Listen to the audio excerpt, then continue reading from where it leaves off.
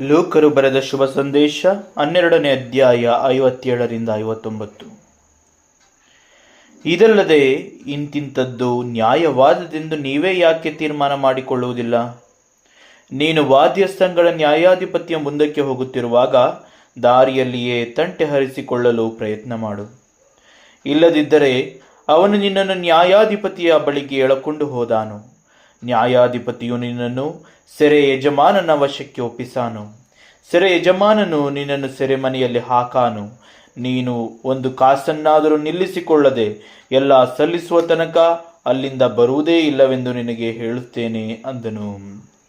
ಇದರ ವಾಕ್ಯ ನಮಗೆ ಹೇಳಿಕೊಡುತ್ತದೆ, ಮುಂದಿನ ಹೆಜ್ಜೆಗಳ ವಿವರಣೆಯನ್ನು ತಿಳಿಯಪಡಿಸ್ತದೆ. ನಮ್ಮ ಬದುಕಿನಲ್ಲಿ ನಾವು ಮಾಡಬೇಕಾದ ಕಾರ್ಯವನ್ನು ಮಾಡದೆ ಹೋದರೆ ನಮಗಾಗುವಂತಹ ತೊಂದರೆ ಏನು ಎನ್ನುವಂಥದ್ದನ್ನು ಇಂದಿನ ವಾಕ್ಯ ತಿಳಿಯಪಡಿಸ್ತದೆ. ಹಾಗಾದರೆ ಇಂದಿನ ವಾಕ್ಯ ಹೇಳ್ತದೆ, ಇದಲ್ಲದೆ ಇಂತಿಂಥದ್ದು ನ್ಯಾಯವಾದದ್ದೆಂದು ನೀವೇ ಯಾಕೆ ತೀರ್ಮಾನ ಮಾಡಿಕೊಳ್ಳುವುದಿಲ್ಲ?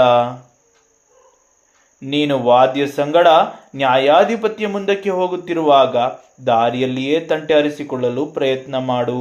ಏನು ಹೇಳ್ತಾರೆ ನೋಡಿ, ಇದಿಲ್ಲದೆ ಇಂತಿಂಥದ್ದು ನ್ಯಾಯವಾದದ್ದೆಂದು ನೀವು ಯಾಕೆ ತೀರ್ಮಾನ ಮಾಡಿಕೊಳ್ಳುವುದಿಲ್ಲ? ಯಾವುದು ಸರಿ ಯಾವುದು ತಪ್ಪು ಅಂತ ತಿಳ್ಕೊಂಡು ನಿಮ್ಮಲ್ಲೇ ನೀವು ನ್ಯಾಯ ತೀರ್ವಿಕೆ ಮಾಡಿಕೊಳ್ಳದೆ ಹೋದ್ರೆ ನಿಮಗೆ ಬಲು ಕಷ್ಟವಾಗ್ತದೆ ಎಂಬುದನ್ನು ವಾಕ್ಯ ಹೇಳಿಕೊಡ್ತದೆ. ಯಾಕೆಂದ್ರೆ ನಾವು ಯಾವಾಗ ನಮ್ಮಲ್ಲೇ ಯಾವುದೇ ತಂಟೆ ತಕರಾರುಗಳಿದ್ರು ಯಾವುದೇ ತೊಂದರೆಗಳಿದ್ರು ಕೂಡ ಬಗೆಹರಿಸ್ಕೊಂಡು ಬಿಟ್ರೆ ಅದರಿಂದ ನಮಗೇನಾಗ್ತದೆ, ಮುಂದೆ ಆಗಬೇಕಾದಂತಹ ದುಷ್ಟ ವಿಚಾರಗಳಿಂದ ನಾವು ಬಿಡುಗಡೆಯನ್ನು ಹೊಂದ್ಬೋದು. ಕಷ್ಟಕ್ಕೆ ಬಿದ್ದು ಹೋಗೋದ್ರ ಬದಲು ಅಲ್ಲಲ್ಲೇ ನಾವು ಎಲ್ಲವನ್ನ ಸಾಲ್ವ್ ಮಾಡ್ಕೊಂಡು ಹೋಗ್ಬೋದು. ನೆಮ್ಮದಿ ಉಳಿತದೆ, ಸಮಾಧಾನದಿಂದ ಇರಬಹುದು. ಇದನ್ನ ವಾಕ್ಯ ಹೇಳಿಕೊಡ್ತದೆ. ಇದು ದೈಹಿಕವಾದ ವಿಚಾರ, ಆತ್ಮಿಕವಾಗಿಯೂ ಇದು ಸತ್ಯ. ಯಾಕೆಂದ್ರೆ ನಮ್ಮಲ್ಲಿರುವಂತ ಪ್ರತಿಯೊಂದು ವಿಚಾರಗಳನ್ನ ನಾವು ಪರೀಕ್ಷಿಸಿಕೊಳ್ತಾ ಹೋಗ್ತಾ ಇದ್ರೆ, ನಮ್ಮನ್ನ ನಾವು ಶೋಧಿಸಿಕೊಳ್ತಾ ಹೋಗ್ತಾ ಇದ್ರೆ, ಮುಂದಿನ ದಿನದಲ್ಲಿ ನಾನು ಯಜಮಾನನ ಮುಂದೆ, ದೇವರ ಮುಂದೆ ಹೋಗಿ ನಿಲ್ಲುವ ಸಂದರ್ಭದಲ್ಲಿ ನನ್ನ ಎಲ್ಲಾ ಜೀವಿತದ ಪ್ರತಿಫಲವು ನಿತ್ಯ ಜೀವವಾಗಿ ಹೊರಹೊಮ್ಮುತ್ತದೆ. ಅದೇ ನಾವು ನಮ್ಮನ್ನು ಶೋಧಿಸಿಕೊಳ್ಳದೆ, ನಮ್ಮನ್ನು ಪರೀಕ್ಷಿಸಿಕೊಳ್ಳದೆ ನಾವು ಮಾಡಿದ್ದೆಲ್ಲವನ್ನ ಸರಿ ಅಂದ್ಕೊಂಡು ಹೋಗ್ತಾ ಇದ್ರೆ ಮುಂದಿನ ದಿನದಲ್ಲಿ ಏನಾಗ್ತದೆ ಅದನ್ನು ಮುಂದಿನ ವಾಕ್ಯ ಹೇಳ್ತದೆ. ನಮ್ಮಲ್ಲಿರುವಂತಹ ಒಂದು ನಾಣ್ಯವನ್ನು ಬಿಡದೆ ಎಲ್ಲವನ್ನ ತೆಗೆದುಕೊಳ್ಳಲಾಗ್ತದೆ ಅಂತ. ಅಂದ್ರೆ ಸ್ಪಷ್ಟವಾಗಿ ತಿಳ್ಕೊಳ್ರಿ, ನಾಣ್ಯಗಳ ಒಂದು ಸಾಮ್ಯವನ್ನ ಪ್ರವೇಶಿಸಿ ಹೇಳಿದಾಗ ಹೇಳ್ತಾರೆ, ಆ ಒಂದು ನಾಣ್ಯ ಇದೆಯಲ್ಲ, ಅವನ ಹತ್ರ ಇದ್ದದ್ದನ್ನ ಕಿತ್ಕೊಳ್ಳಿ, ಇರುವವನಿಗೆ ಇದನ್ನು ಕೊಡ್ರಿ ಅಂತ ಹೇಳ್ತಾರೆ. ಇಲ್ಲದವನಿಂದ ಇರುವುದನ್ನು ಕಿತ್ತುಕೊಳ್ಳಲಾಗುವುದು ಅಂತ ಹೇಳ್ತಾರೆ, ಇದ್ದವನಿಗೆ ಕೊಡಲಾಗುವುದು ಅಂತ ಹೇಳ್ತಾರೆ. ಅದೇ ಇಂದಿನ ವಾಕ್ಯ ನಮಗೆ ತಿಳಿಯಪಡಿಸುವಂಥ ಸಾಮ್ಯ. ಹಾಗಾಗಿ ದೈಹಿಕವಾಗಿಯೂ ಕೂಡ ನಮ್ಮ ಜೀವಿತವು ಸರಾಗವಾಗಿ ಹೋಗಬೇಕು ಅಂದರೆ ನಾವು ಎಲ್ಲವನ್ನ ಅಲ್ಲಲ್ಲೇ ಸರಿಪಡಿಸಿಕೊಂಡು ಹೋಗಬೇಕು. ಎರಡನೆಯದಾಗಿ ನಾವು ಸಂಪೂರ್ಣ ನಿತ್ಯ ಜೀವದ ಒಂದು ದೃಷ್ಟಿಕೋನದಲ್ಲಿ ನೋಡಿದಾಗ್ಲೂ ನಮ್ಮಲ್ಲಿರುವಂತಹ ದುಷ್ಟತ್ವಗಳು, ಪಾಪಗಳನ್ನು ನಾವು ಗುರುತಿಸಿಕೊಂಡು ನಾವು ನ್ಯಾಯಯುತವಾಗಿ ನಡಿಬೇಕು. ಇಲ್ಲದಿದ್ದರೆ ನಮ್ಮಲ್ಲಿ ಇರುವಂಥದ್ದನ್ನು ಕಿತ್ತುಕೊಂಡು ನಮ್ಮನ್ನು ಸಂಪೂರ್ಣವಾಗಿ ಬರಿದಾಗಿಸಿ ಬಿಡಲಾಗ್ತದೆ ಎಂಬುದನ್ನ ವಾಕ್ಯ ನಮಗೆ ಸ್ಪಷ್ಟವಾಗಿ ಹೇಳಿಕೊಡ್ತದೆ. ಮುಂದಿನ ವಾಕ್ಯ ಹೇಳ್ತದೆ, ನೀನು ವಾದ್ಯ ಸಂಗಡ ನ್ಯಾಯಾಧಿಪತಿಯ ಮುಂದಿಗೆ ಹೋಗುತ್ತಿರುವಾಗ ದಾರಿಯಲ್ಲೇ ತಂಟೆ ಹರಿಸಿಕೊಳ್ಳಲು ಪ್ರಯತ್ನ ಮಾಡು. ಇಲ್ಲದಿದ್ದರೆ ಅವನು ನಿನ್ನನ್ನು ನ್ಯಾಯಾಧಿಪತಿಯ ಬಳಿಗೆ ಎಳಕೊಂಡು ಹೋದಾನು. ಅದೇನಾದ್ರೂ ವಿಚಾರ ದೊಡ್ಡದಾಗ್ಬಿಟ್ರೆ ನಿನ್ನನ್ನು ಮಾಡ್ತಾನೆ, ಅವನು ನ್ಯಾಯಾಧಿಪತಿಯ ಬಳಿಗೆ ಎಳ್ಕೊಂಡು ಹೋಗ್ತಾನೆ.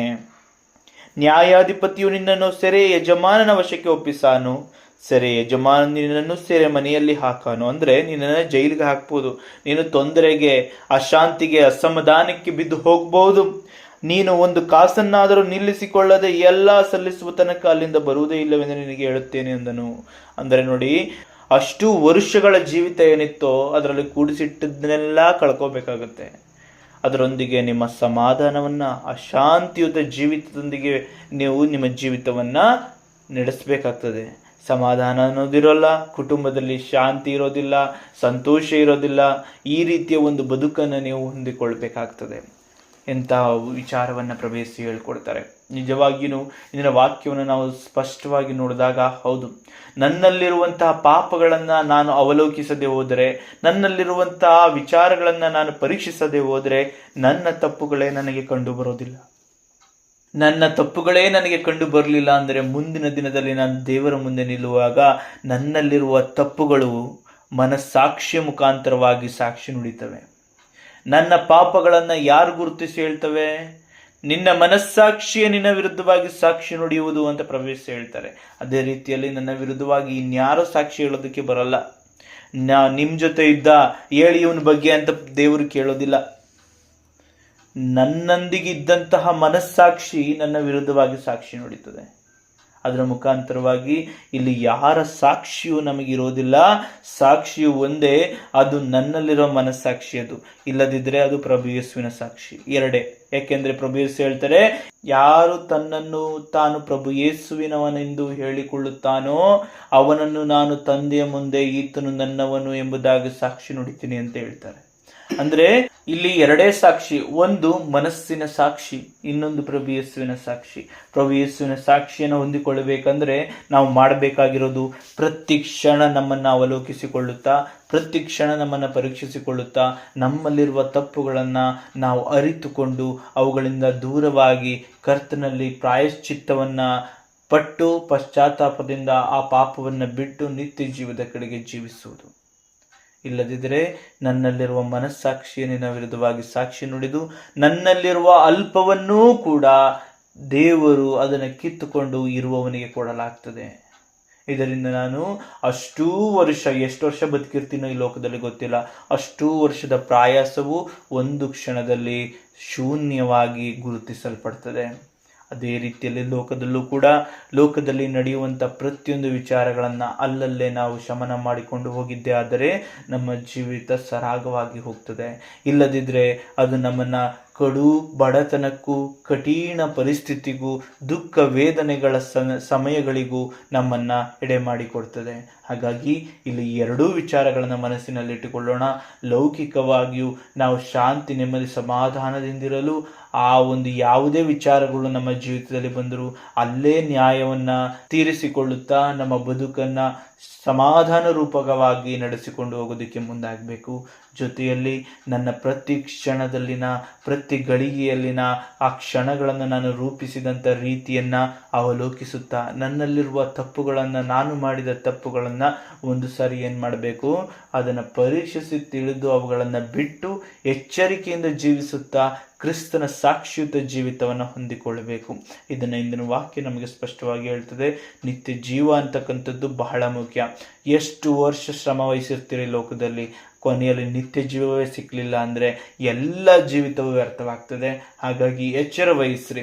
ಈ ಕ್ಷಣದಲ್ಲಿ ನಾನು ಹೇಗಿದ್ದೀನಿ, ಈ ಕ್ಷಣ ನಾನು ಏನು ಮಾಡ್ತಾ ಇದ್ದೀನಿ, ಈ ತೆಗೆದುಕೊಂಡ ನಿರ್ಧಾರವು ಕರ್ತನಿಗೆ ಮೆಚ್ಚುಗೆ ಆಗಿದೆಯಾ, ನುಡಿದ ಮಾತು ಕರ್ತನಿಗೆ ಮೆಚ್ಚುಗೆ ಆಗಿದೆಯಾ, ನಡೆದ ರೀತಿ ಕರ್ತನಿಗೆ ಮೆಚ್ಚುಗೆ ಆಗಿದೆಯಾ, ನೋಡಿದ ನೋಟ ಕರ್ತನಿಗೆ ಮೆಚ್ಚುಗೆ ಆಗಿದೆಯಾ. ಪ್ರತಿ ವಿಚಾರದಲ್ಲೂ ಕರ್ತನ ಮೆಚ್ಚುಗೆಗಾಗಿ ಜೀವಿಸುವುದನ್ನು ಕಲ್ತ್ಕೊಳ್ರಿ. ಕರ್ತನ ಭಯದಲ್ಲಿ ಜೀವಿಸುವುದನ್ನು ಕಲ್ತ್ಕೊಳ್ರಿ. ನಾನು ಕರ್ತನ ವಿರುದ್ಧವಾಗಿ ನಡೆದರೆ ಕರ್ತನಿಂದ ನಾಶನವನ್ನು ಹೊಂದ್ತೀನಿ ಎನ್ನುವಂಥ ಭಯ ಇಟ್ಕೊಂಡು ಜೀವನವನ್ನು ಮಾಡ್ರಿ. ಆಗ ಪಾಪವು ನಿಮ್ಮಲ್ಲಿ ನೆಲೆಯಾಗಲು ಸಾಧ್ಯವಿಲ್ಲ. ಪ್ರಭು ಯೇಸುವು ಈತನು ನನ್ನವನು ಎಂಬುದಾಗಿ ಸಾಕ್ಷಿ ನುಡಿಯುವ ಸಾಕ್ಷಿಯುತ ಜೀವಿತ ನಿಮ್ಮದಾಗಲು ಸಾಧ್ಯವಾಗ್ತದೆ. ನಿತ್ಯ ಜೀವನ ಹೊಂದುವಂತಹ ಅದ್ಭುತ ಅವಕಾಶ ನಮ್ಮದಾಗ್ತದೆ. ಹಾಗಾಗಿ ಈ ವಿಚಾರಗಳನ್ನ ಮನಸ್ಸಿನಲ್ಲಿಟ್ಟುಕೊಂಡಿರುವಂತಹ ಈ ಅದ್ಭುತ ವಿಚಾರಗಳನ್ನ ನಿತ್ಯಕ್ಕೂ ಪಾಲಿಸುತ್ತಾ ಜೀವಿಸಲು ಬೇಕಾದಂತಹ ಎಲ್ಲ ವರದಾನಗಳಿಗಾಗಿ ತಂದೆಯಾದ ದೇವರಲ್ಲಿ ಮನಪೂರ್ವಕವಾಗಿ ಪ್ರಾರ್ಥಿಸೋಣ. ಆಮೇನ್. ಪ್ರೀತಿ ಸ್ವರೂಪನಾದ ತಂದೆಯ ಕೃಪಾಳ ದೇವನೇ, ಕರುಣಿಸುವಾತನೇ. ಹೌದು, ಈ ಲೋಕದಲ್ಲಿ ಜೀವಿಸುವಾಗಲೂ ಕೂಡ ನಮ್ಮಲ್ಲಿ ನಡೆಯುವಂಥ ತಂಟೆ ತಕರಾರುಗಳು, ಯಾವುದೇ ಜಗಳಗಳು, ಯಾವುದೇ ವಿಚಾರಗಳಿದ್ದರೂ ಕೂಡ ಅವುಗಳನ್ನು ಅಲ್ಲೇ ಶಮನ ಮಾಡಿಕೊಂಡು ನಡೆಯುವಂತಹ ಜ್ಞಾನಬದ್ಧ ಜೀವಿತವನ್ನು ನಮಗೆ ಅನುಗ್ರಹಿಸಿಕೊಡಿರಿ. ಮತ್ತು ಮಾತಿನಲ್ಲಿಯೂ ಕೂಡ ಚಾತುರ್ಯವನ್ನು ಉಳ್ಳವರಾಗಿ ನಿತ್ಯಕ್ಕೂ ಜೀವಿತದೆಡೆಗೆ ಜೀವಿಸುವ ನಾವು ಎಲ್ಲೂ ಪಾಪದ ಬಲೆಗೆ ಬಿದ್ದು ಹೋಗದಂತೆ ಎಚ್ಚರಿಕೆಯಿಂದ ಜೀವಿಸಲು ಬೇಕಾದ ಮನಸ್ಥಿತಿಯನ್ನು, ಜ್ಞಾನವನ್ನು, ವರದಾನವನ್ನು ಅನುಗ್ರಹಿಸಿರಿ. ಆತ್ಮರಿಂದ ನಮ್ಮನ್ನು ಅಭ್ಯಂಗಿಸಿರಿ ಸ್ವಾಮಿ. ಏಕೆಂದರೆ ನಾವು ತಕ್ಷಣಕ್ಕೆ ನಾವು ಅವಲೋಕಿಸಿಕೊಳ್ಬೇಕು. ಆ ಕ್ಷಣ ನಾವು ಮಾಡಿದ ಪ್ರತಿ ಕಾರ್ಯ, ನುಡಿದ ಕಾರ್ಯ, ನೋಡಿದ ಕಾರ್ಯ, ಕೇಳಿದ ಕಾರ್ಯ ಮತ್ತು ಮನಸ್ಸಿನಲ್ಲಿ ಅನುಭವಿಸಿದಂಥ ಪ್ರತಿ ವಿಚಾರ, ಆಲೋಚನೆ, ಚಿಂತನೆ ಇವುಗಳ ಬಗ್ಗೆ ನಾವು ಪರೀಕ್ಷಿಸಿ ಶೋಧಿಸಿ ನಮ್ಮನ್ನು ಅವಲೋಕಿಸಿಕೊಂಡು ನಿತ್ಯ ಜೀವದ ಕಡೆಗೆ ನಡೆಯಲು ಮುಂದಾಗಬೇಕು.